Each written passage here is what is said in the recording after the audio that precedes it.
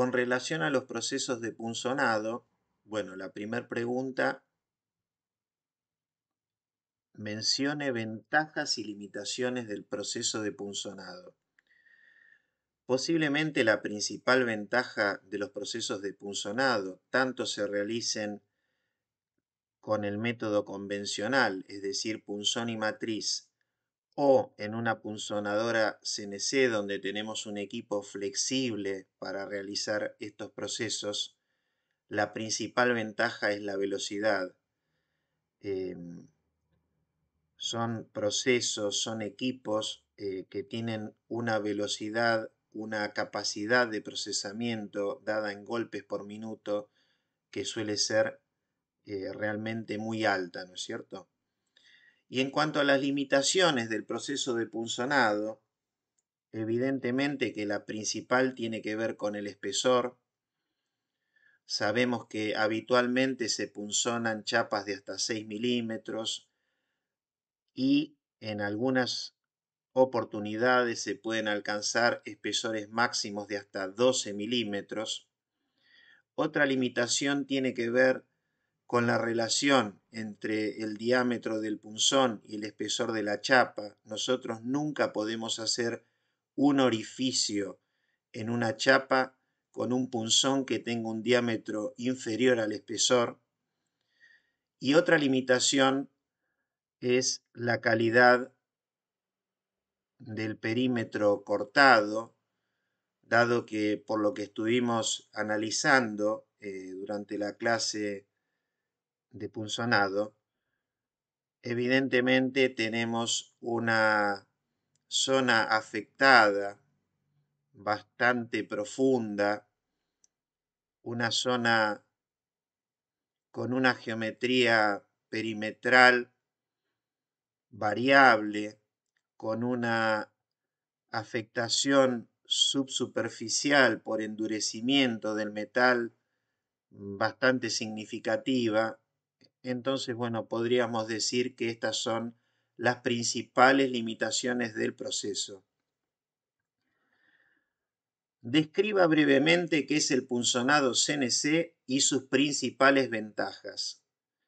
Bueno, cuando hablamos de punzonado CNC estamos pensando en una máquina, concretamente en una punzonadora de control numérico, es decir, una máquina que puede realizar procesos de punzonado con la capacidad de ir variando a partir de que poseen torretas de punzones por encima de la chapa y torreta de matrices por debajo de la chapa rotativas, de manera tal que a través del programa podemos seleccionar, como si se tratase de un centro de mecanizado que va eligiendo distintas herramientas de corte para hacer distintas operaciones, podemos seleccionar distintos punzones y matrices para hacerle hacer distintos trabajos. Con lo cual, en esta máquina combinamos la velocidad del proceso de punzonado con la flexibilidad de disponer en una misma máquina de una variedad de punzones y matrices que nos permiten realizar una diversidad de geometrías. Inclusive estas máquinas suelen tener capacidades de hacer doblados, de hacer embutidos no muy profundos. Y bueno, en alguna medida en todas estas cuestiones radican sus principales ventajas. Describa las principales características del punzonado con una matriz progresiva. Bueno, cuando hablamos de una matriz progresiva estamos pensando en un punzonado convencional, en donde la pieza que nosotros queremos obtener la vamos obteniendo a partir de una serie de pasos. Durante la clase analizamos concretamente una arandela, la cual se produce con una matriz progresiva de 2 pasos concretamente, ¿no? Una característica que se suele utilizar asociada a las matrices progresivas para descargar la prensa es que los punzones tengan distintas alturas, de manera tal que cuando baja, digamos, la matriz portapunzón para interactuar con el fleje, primero lo hace un punzón y desfasado en altura con el mismo el segundo, de manera tal que ambas fuerzas de punzonado no suceden de manera simultánea y por eso decíamos que eso nos sirve para descargar, digamos, a la máquina en términos de esta fuerza necesaria para hacer el corte. Describa brevemente a las prensas utilizadas para el punzonado tradicional. Bueno, las prensas que se utilizan son las denominadas prensas mecánicas de cigüeñal o de excéntrica, es decir, son unas prensas en donde el carro portapunzón está asociado a una biela, esa biela está asociada a un cigüeñal y evidentemente es un equipo de una carrera fija, tiene un desplazamiento fijo y la configuración que suelen tener las máquinas en cuanto a su estructura es una configuración en C. La configuración en C tiene la ventaja de otorgarle, digamos, al operario una mayor flexibilidad en términos de la accesibilidad a la máquina, que la podemos hacer por los dos costados y el frente, pero el problema que tenemos es que al ser la estructura, al tratarse de la estructura como si fuese una letra C y estando los esfuerzos de punzonado en los extremos de la letra C, estamos generando una flexión, ¿no es cierto? Por eso es importante, más allá de que la máquina, lógicamente, está diseñada para trabajar a una carga de punzonado máxima dada por la capacidad de la prensa y evidentemente que a esa carga máxima tenemos una flexión limitada, toda vez que nosotros podamos, por algún artilugio como el que comentábamos antes en relación a la altura de los punzones, disminuir la carga, la máquina va a trabajar mejor. ¿Cómo se determina la calidad del corte por punzonado y qué variables de proceso podemos ajustar para mejorarla? Bueno, la calidad del corte habíamos visto que existe el denominado criterio de Legrand, en donde Legrand lo que hizo fue establecer la calidad geométrica del contorno perimetral cortado en función del juego, es decir, la diferencia de medida entre el punzón y la matriz, dividió a esas calidades en 5 tipos, empezando por el tipo 1, donde el juego es el mayor y la calidad es la menor, hasta el tipo 5, donde el juego es el menor del orden del 2% del espesor de la chapa y donde la calidad es la máxima. Ahora, ¿qué sucede? Hay que encontrar un equilibrio en términos de la calidad y la duración de los punzones y de las matrices, porque en la medida que se disminuye significativamente el juego, también disminuye la vida útil de estos elementos cortantes, por lo cual la industria suele trabajar con concretamente los tipo 3, las calidades tipo 3 y tipo 4. En cuanto a las 4 zonas características del corte por punzonado y cómo varían en función del huelgo diametral, desde el lado del corte ocasionado por el punzón, normalmente vamos a tener un redondeamiento y una zona bruñida, ¿no es cierto?, que a la suma de ambas alturas se la denomina penetración. Esta penetración va a depender de la ductilidad del material y va a depender también del juego utilizado en el proceso. Una vez que el punzón recorrió una distancia igual a la penetración, ya la tensión es tan pero tan elevada que el resto del material se separa mediante una fractura abrupta. Entonces nosotros vamos a tener una tercera zona, que es la zona de fractura, y finalmente, hacia la salida, una altura de rebaba. Entonces, la altura de estas zonas básicamente va a depender de la ductilidad del material y del juego utilizado. Y si nos referimos con exclusividad al juego, a medida que disminuye el juego, lo que va a ir ocurriendo es que va a aumentar la zona bruñida y va a disminuir la zona de fractura. ¿De qué depende la carga de punzonado y por ende las capacidades de las prensas a utilizar? Bueno, el proceso de punzonado es un proceso de corte, es decir, un proceso donde actúan principalmente tensiones tangenciales. Ahora, ¿qué sucede? Como hay una diferencia de medida entre el punzón y la matriz, va a haber una flexión sobre el material.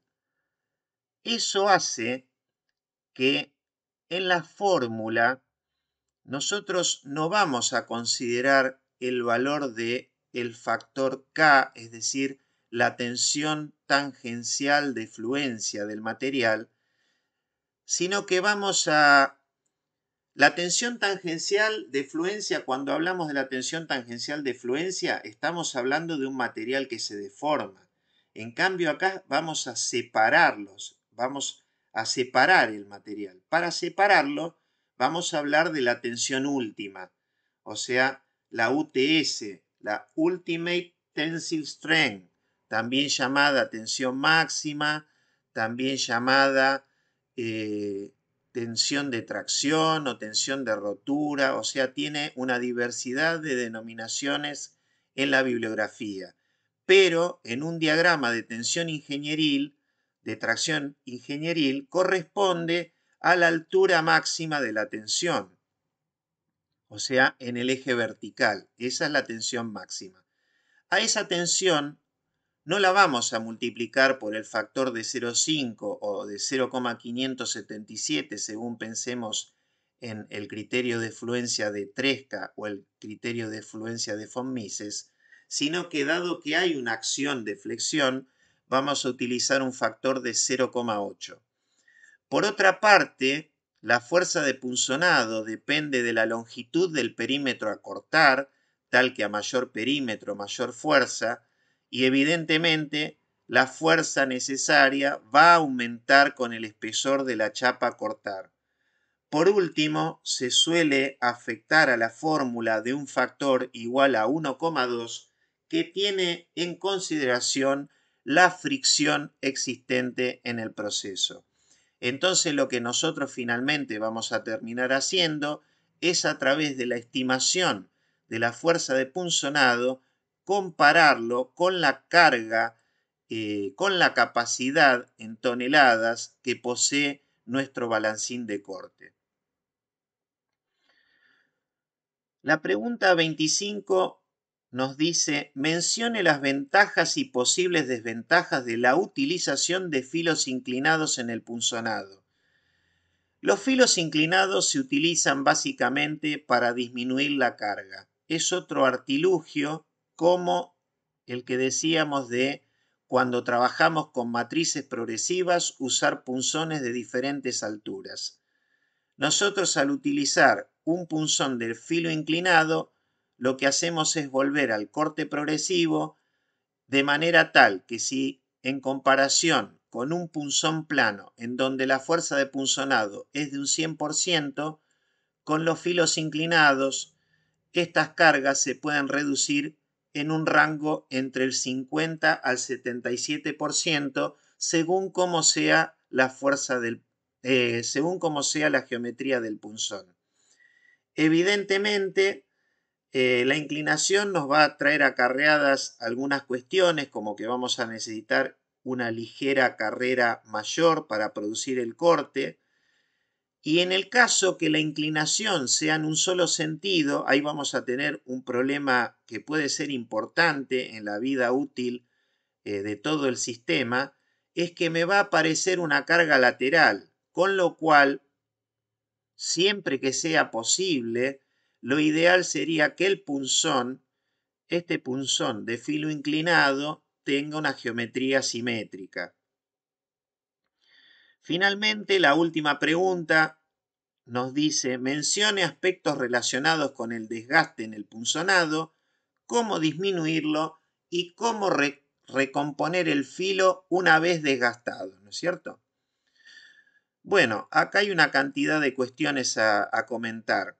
Evidentemente, el desgaste del punzón y matriz, decíamos que depende, lógicamente, del material que estamos punzonando y dependía de una manera muy significativa con relación al juego, tal que a medida que el juego es menor, la vida útil del punzón y de la matriz va disminuyendo de forma muy significativa, por lo cual es que los usuarios se suelen volcar a los perímetros cortados con calidades tipo 3 y tipo 4. Eso lo que hace es, en alguna medida, bajar la tasa de desgaste.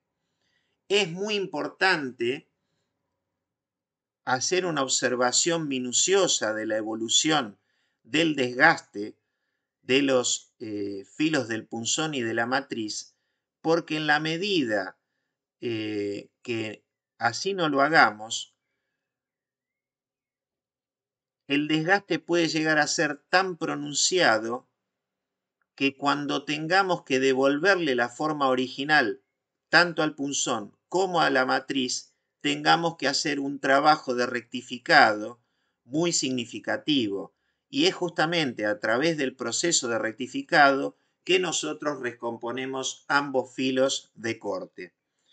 ¿Cómo se puede hacer para disminuir el desgaste? Bueno, lo decíamos, el desgaste va a disminuir en función de, por ejemplo, que utilicemos un juego acorde.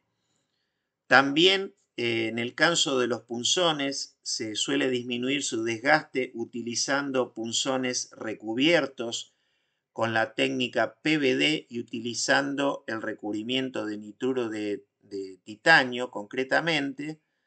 Y bueno, evidentemente habrá una suerte de mejora a través de encontrar la mejor relación en términos de dureza y tenacidad en el tratamiento térmico de estos elementos cortantes.